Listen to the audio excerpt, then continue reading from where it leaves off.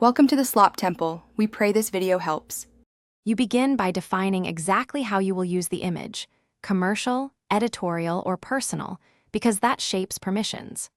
Once done, open Google Images and run your search terms, then use tools and set usage rights to a suitable filter.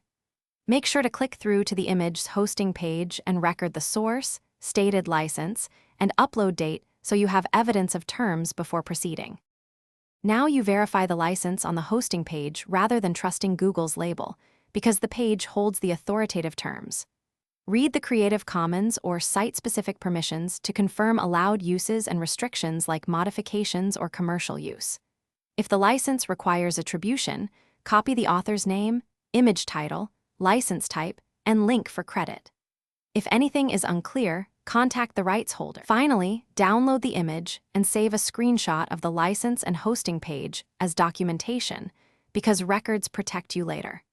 Use the image according to the license and place clear attribution where required, and make adjustments if the license forbids modifications or commercial use. If the owner revokes permission or you discover the license is invalid, stop using the image immediately. Then either replace it with a properly licensed alternative or obtain explicit written permission before continuing.